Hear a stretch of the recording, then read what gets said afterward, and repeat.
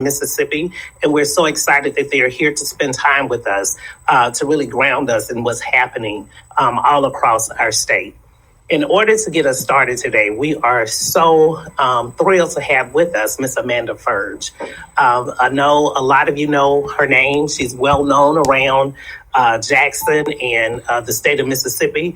Ms. Furge is a spoken word poet. She's an advocate. She's a mother. She's a leader.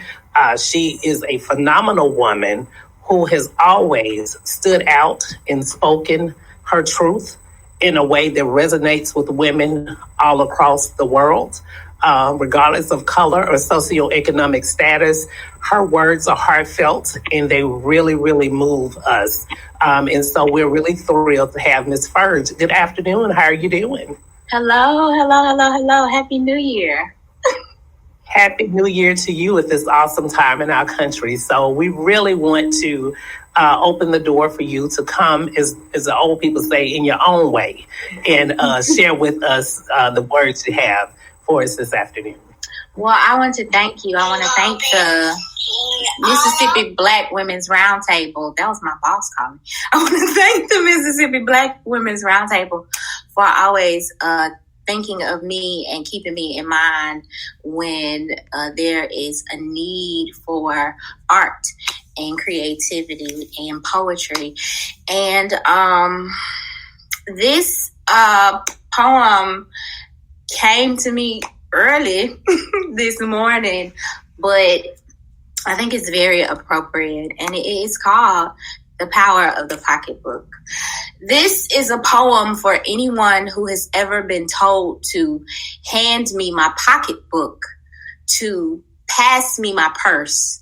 A poem for anyone familiar with woman, a gift from God who is not dead.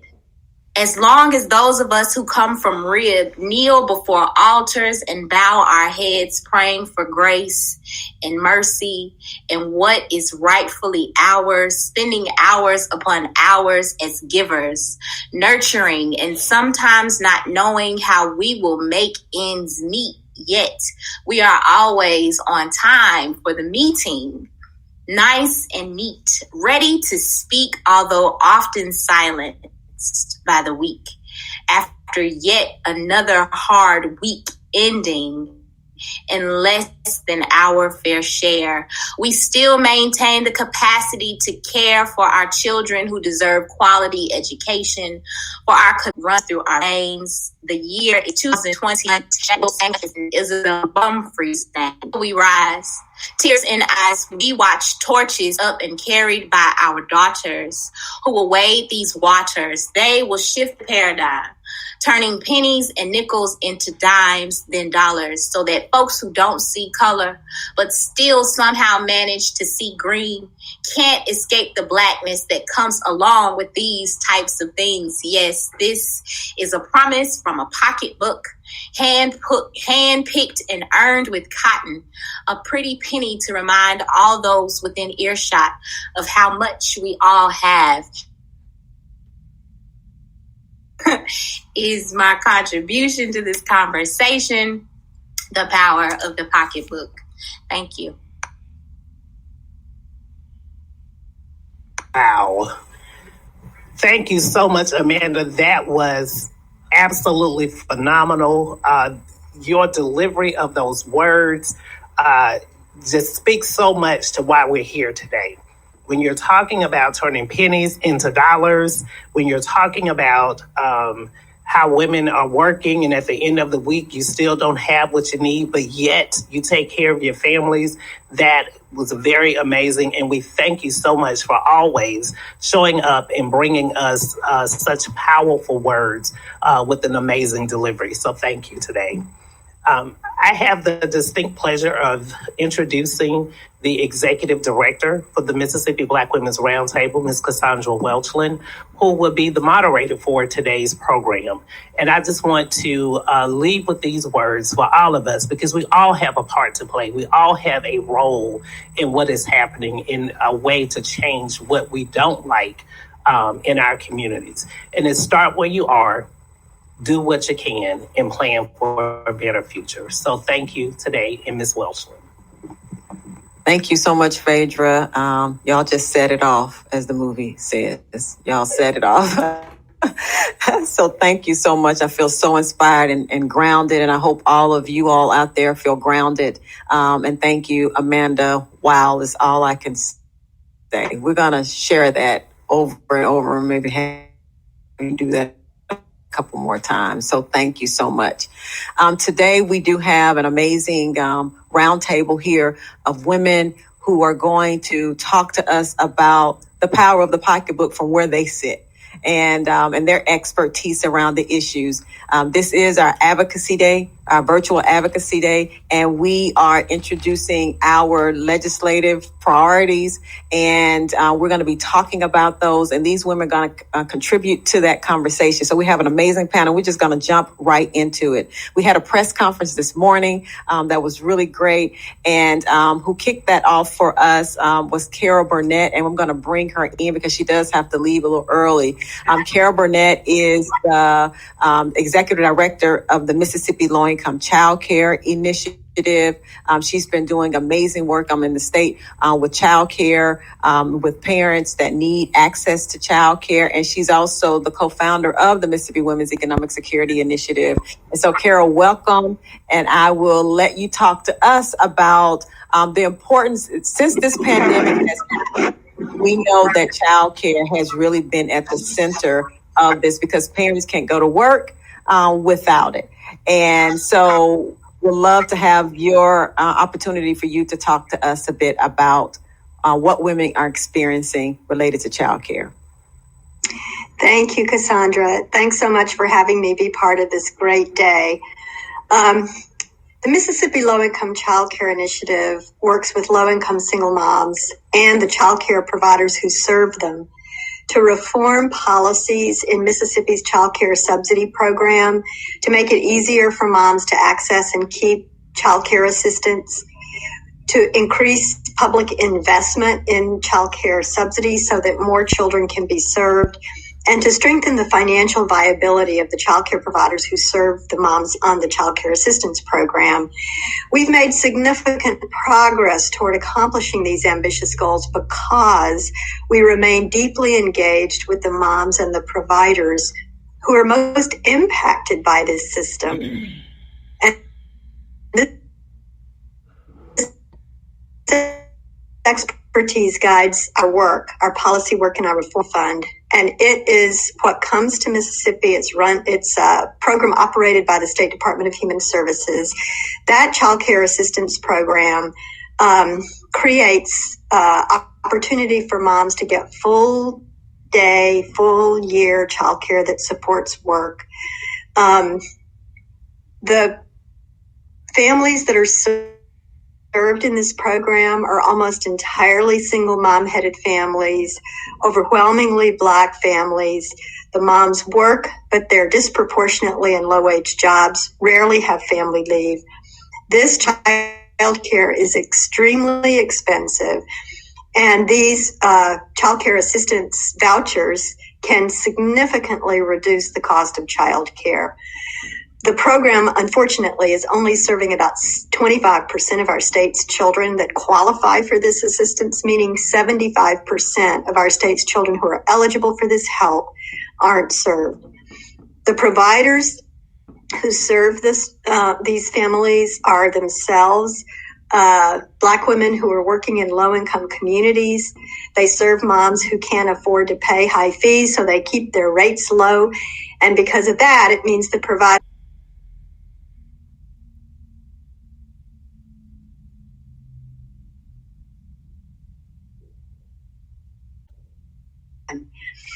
We will keep the spotlight shining on childcare that's shown on childcare throughout this pandemic, as it has become clear how necessary childcare services are for our workforce. We're advocating that the state use these COVID relief funds. Mississippi is slated to get $136 million additional childcare dollars through the recent COVID relief package. That is funding that can make the state able to serve many of the unserved children who qualify for this help. And we know that single moms not only need affordable childcare, but they also need to earn a living wage. So in addition to strengthening the Child Care Assistance Program, we've also launched the Employment Equity for Single Moms project, linking single moms to education and training that lead to higher wages while also providing child care.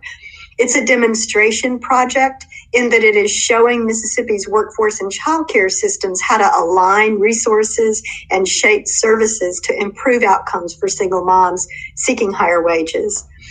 So we're working to make sure that no mom has to choose between the child she loves and the job she needs, and that the job she has pays enough to support her and her family. Thank you for having me. Carol, so much. The realities of what you just shared, we've seen so much during this pandemic, and we've seen it even prior to the pandemic, but the pandemic has exacerbated the issue. And we know that childcare is essential to a woman's economic security. And so we're asking the state, we're joining with you, asking the state to really put those dollars to use. And so so that we can have more moms economically secure. So thank you, Carol, so much. Yeah, thank you. Next, we have Andrea Johnson. Andrea is the Director of State Policy, Workplace Justice, Cutting Across Initiatives at the National Women's Law Center. So that's so formal, though. But let me just say, Andrea is a real partner and friend to the Mississippi Black Women's Roundtable. And she has been, even with Carol and I, she's been a friend to Mississippi for the past 5 years, but the organization even longer than that.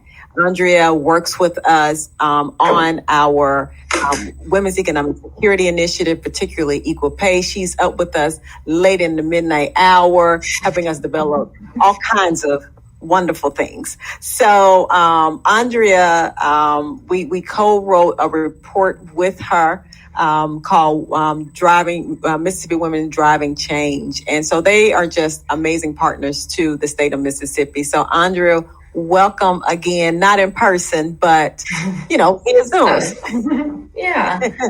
Thank you so much. And thanks for that lovely introduction. And it's just such an honor to be here today with you all, and just such an honor to work with you all on all the great things you're pushing for in Mississippi. As Cassandra mentioned, the National Women's Law Center, we're not in Mississippi, we're up in DC, but we work closely with partners across the country and have really been honored and privileged to work with Mississippi Black Women's Roundtable and the Women's Economic Security Initiative for several years now, fighting for gender justice. The Law Center fights for gender justice through the courts, through public policy, through our society, on really all of the issues that are central to the lives of women and girls, especially those who face multiple forms of discrimination, including women of color, LGBTQ people, and low-income families. And I think the major point I wanted to talk about today is just the fact that COVID-19, this pandemic, this economic crisis, is really making the need for stronger equal pay laws, stronger anti-harassment laws, stronger workplace discrimination laws clearer and more urgent than ever.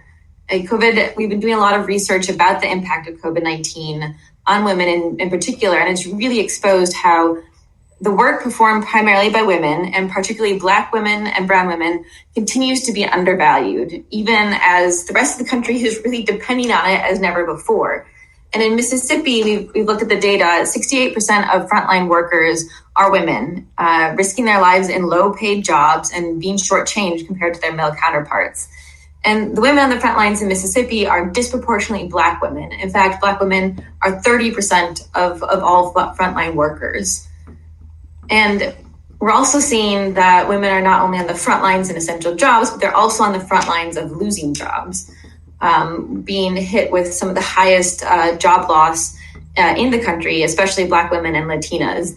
And it's really frightening because since the pandemic began, as of December, an unprecedented 2.1 million women left the labor force, and 1.1 million were Black women and Latinas. And that's putting women's labor force participation at the lowest levels since the 1980s. And we've really lost more than a generation of gains. And the wage gap has played a large role in this crisis. Racial and gender wage gaps have left women with little to no financial cushion to weather this crisis. And, when Black women in Mississippi are paid just 56 cents for every dollar paid to white men, that really shortchanges you significantly in terms of the groceries that you can pay for, your childcare payments, your rent. We're talking about, over $10,000 a year. And so, now as we're talking about COVID recovery, it is really crucial that we be talking about the wage gap, that we talk about strengthening our equal pay laws. That is an essential part of COVID recovery, because unless we ensure that our pay setting practices are equitable, these wage gaps will likely widen in the wake of COVID-19. We're really concerned that when women who have lost their job due to COVID or may be forced to quit to care for children or family members, and when they seek to re-enter the workforce, that they may be forced to accept a lower paying job because they don't have the savings to hold out for a higher paying one. So we really need to make sure that our hiring and pay setting practices are equitable and don't rely on things like a candidate's salary history to set pay. So, Mississippi is the only state without an equal pay law. And it has long been the time to strengthen that, to get an equal pay law on the books in Mississippi. But I feel like we are at a moment right now where that need is even more dire. We, have hopes for some progress at the federal level, but it's really states that have been leading the charge on equal pay. And the last 5 years, 19 states from Alabama to Illinois to Nebraska have taken steps to close their equal pay laws. Or strengthen enforcement of those laws. And states are really the ones that are leading the charge and thinking of new and crucial ways to strengthen equal pay laws. For example, banning employers from relying on salary history and asking job applicants for their salary history. States started that trend, and we know all too well how asking for salary history forces us to carry discriminatory pay gaps with us from job to job. 14 states banned that practice. And states are also leading the way in ensuring that our equal pay laws don't just address gaps based on sex, but also race and other protected classes, so that Black women, for example, who experience some of the largest wage gaps due to their race and sex combined, are fully protected. And when Alabama finally put an equal pay law on the books a couple of years ago, they made sure it also included race. And I'm hopeful that we are moving toward Mississippi being able to do the same and leave that role of being the only state without an equal pay law on the books.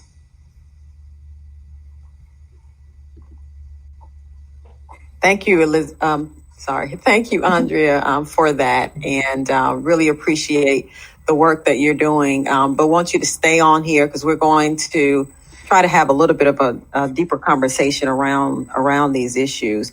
We said that we are introducing our policy platform. Which really hasn't changed significantly, but some things become a little bit more pronounced than others. And we know that Black maternal health is one of those issues. And we're talking about what that has looked like during a pandemic. We know that women, families, everyone, it has shown that everyone needs access to health care.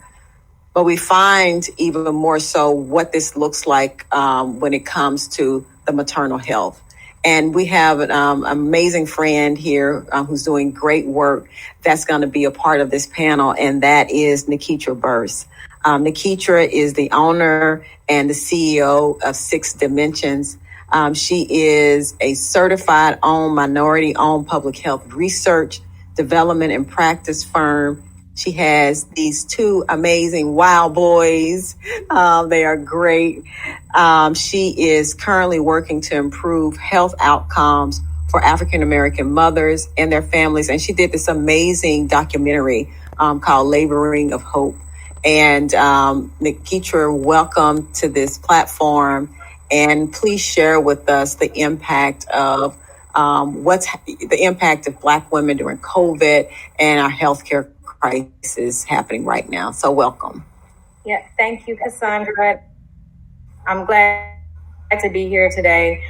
just to talk a little bit about Black maternal health. And as you began talking about COVID, I think COVID really amplified everything that we were already seeing when it comes to Black maternal health. So when you look just at Black maternal health without the COVID blanket,